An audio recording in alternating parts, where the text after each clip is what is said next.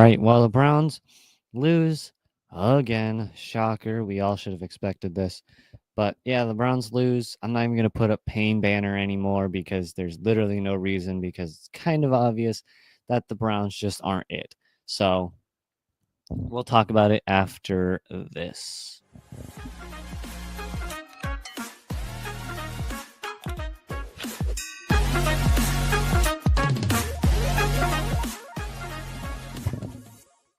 Apologies. Hold on, my music's a little messed up. Sorry. So, welcome back to Browns Breakdowns, proud partners of Fanatical Elves Network and Fans First Sports Network. So, the Browns stink. We knew this, but this was a really, really bad game. It really was tough. And, there's a lot of things that, there's a lot of things that this kind of team has done over the past few weeks that's been painful, but this just hurt. It was just such a bad, it was just a bad everything.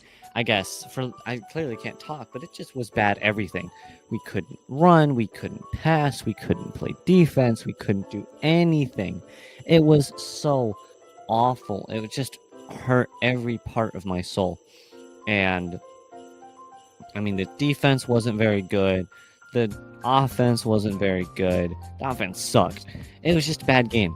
So let's get into the stats. Let's just do the Bengals first. For now, so Joe Burrow was really good. That's not hard to do against the Browns, though. He was 23 for 30 for 252 yards, 3 touchdowns, 0 interceptions. He was quite good.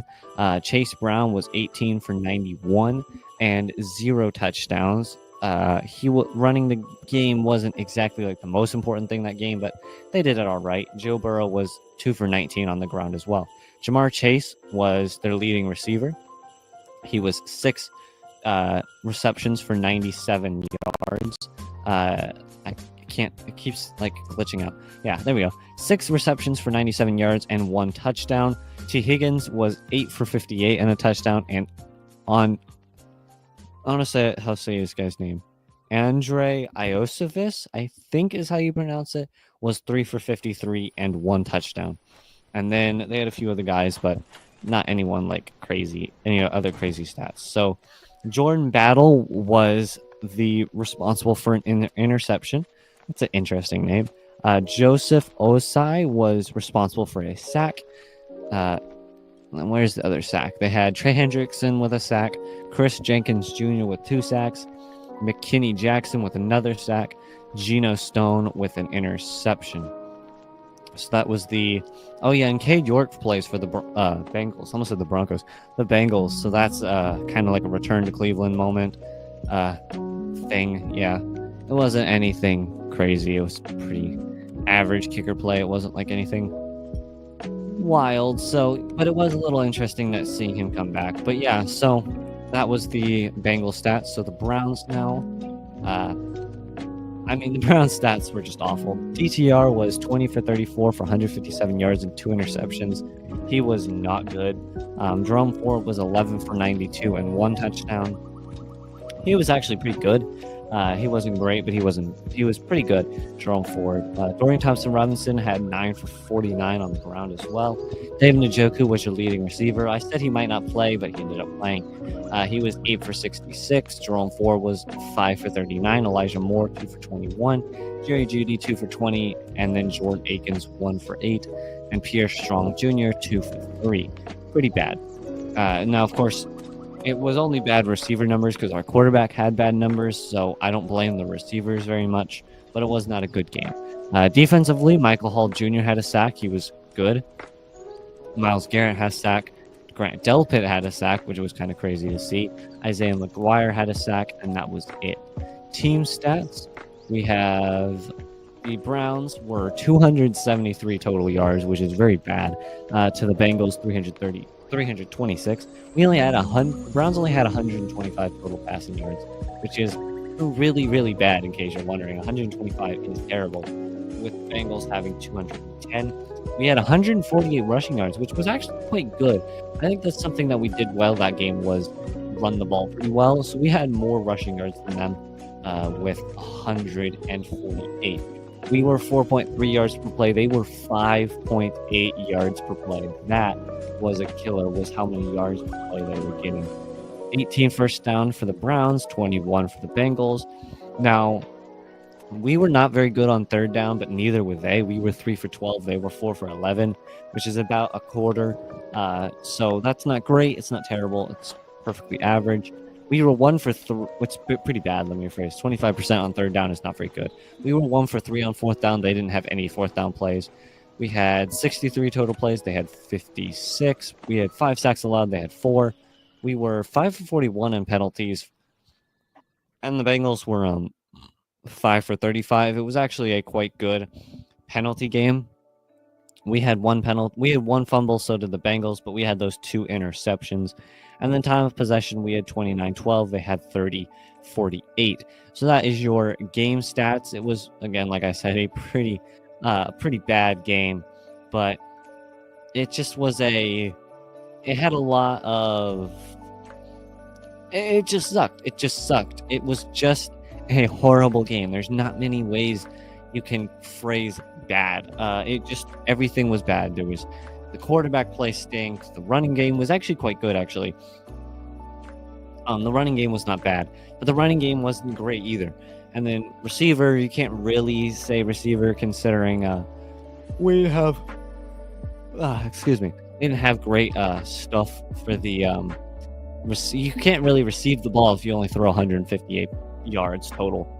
And then defensively, we weren't really that good, but the Bengals offense is quite good. So that's your game stats. Pretty bad. There's a lot of things that went bad. Oh, hold on. I need to change something really quickly. I just noticed that that should be that. There you go. I just realized that. And I also just realized that we didn't plug Hemisphere Cafe Roasters. Referral code right there. Greatest cafe you'll ever have in your entire life, I promise. So pick some up, and if you use our referral code, we get 15%. Forgot to do that. That's my apologies. So now let's just get into. Oh man, I can't. Yawning apparently. It's like 3:30. I don't know why I'm tired. Anyway, it doesn't really matter. Let's get into a few other things. So right now, I'm going to just do my game opinions, and then we'll talk about everything the draft is. Well, game opinions, it was terrible, like I said. There was a lot of things. DTR, I just don't know what to do with DTR because there's so many things right now with DTR that just, I don't know if he's good. I don't know if he's bad. I don't know what to feel about DTR. He's just like, sometimes he's okay, and then he does a bunch of other stuff that's really bad. And I don't know if he's gonna be a good player on. I don't know if he's gonna just be a single. If he's just gonna be a backup quarterback for the next 10 years, or is he gonna ever start? He clearly isn't great, but I don't think he's a bad quarterback. I don't think he's bad. He hasn't shown anything to make us look and make us feel like he's a good quarterback. I don't know. I don't know if I'm getting anywhere, but it just doesn't feel like he's done anything that's impressive. And maybe it's the system. Maybe it's all the injuries. Maybe he doesn't have the right talent around him. I don't know. There's too many possibilities to, I guess, put on DTR that he's just straight up bad. But I don't think he's a good quarterback right now. I think he is not as good as people wanted him to be. He was a 5th round for a reason with all of his years of college. And maybe it was the offensive line. Maybe it was the coaching scheme. Maybe it was this. Maybe it was that. There's no really way to tell. But I don't think he's a very good quarterback. I don't think he's going to stick around as a starter. I just don't think that's what's going to happen. Now, let's just do our advertisements, and then I'm going to talk about the draft because there's nothing really else to talk about for the game. So where's my music? There it is. So we'll be right back. All right, welcome back to Browns Breakdowns, proud partners of Fanatical L's Network. So The NFL draft. I have the draft pulled up right here. Now, it's not perfect because I'm recording this on Monday, so there's a few things that are different, but we have right now, at the moment, the Browns have the number 5 pick. We had the number 7 pick on Saturday, so in just 2 days, we moved up from 7 to 5. The reason this happened is because Las Vegas won their game. They beat the Jaguars, I believe, and the Panthers won as well. So the Las Vegas moves to the 6, Carolina moves to the 7. Now, right now in front of us, it goes Giants, Patriots, Jaguars, Titans, Browns as your top 5 picks. So let's just say we want to go after Shadir Sanders. Do I think Shadir Sanders is who we want? I don't really know. He could be good. He could be bad. I have really no idea what he's going to become. I'm going to do some scouting on him eventually. But right now, I mean, oh man, good lord. And right now, who knows? But at this second, right now, New York Giants are going to take Shadir Sanders. I think Shadir is, or they're not. I don't know. But it would make sense for the Giants to take Shadir Sanders simply because they're desperate for a quarterback.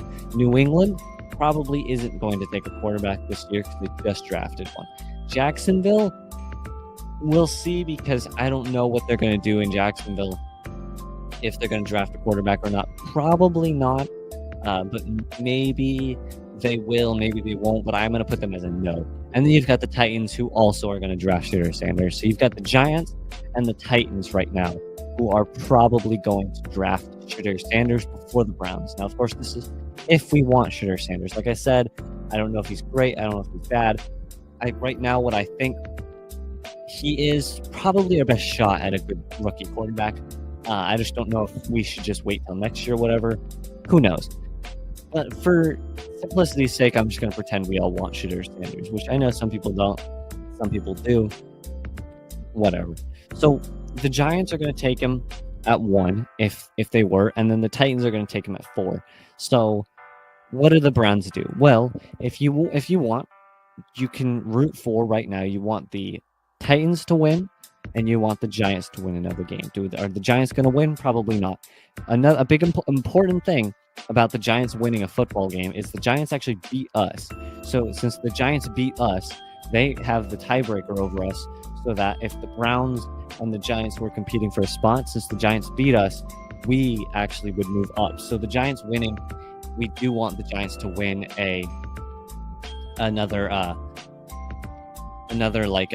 football game. That would be important for us because it would move us up. The Titans winning is because they're the other player for Shadir Sanders, or whatever quarterback or whatever player you want. So those are the people you're going to want to root against or root for to win, I guess. It's going to be the Giants and the Titans. Overall, I don't have a whole lot of opinions on players yet. I think the Browns are... I don't know what the Browns are going to do, because there's a lot of good defensive players in that top 5 area. There's a lot of value in trading away your top 5 pick, moving to 15 through 17, getting some value there.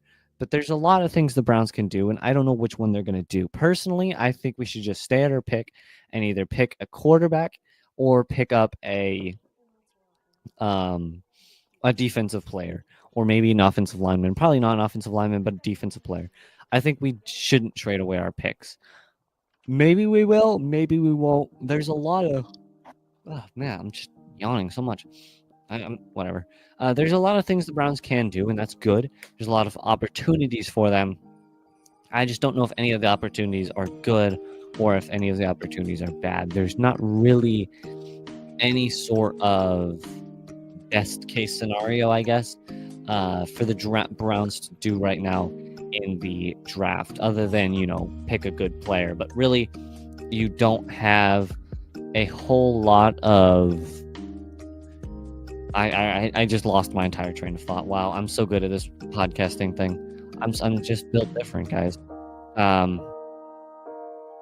Yeah. So anyway, what I was trying to go say, I lost everything. My brain just completely hard reset. I don't know what this. I can't. I lost my train of thought completely. It's just gone. This is why it's nice to have a second person on so they can talk.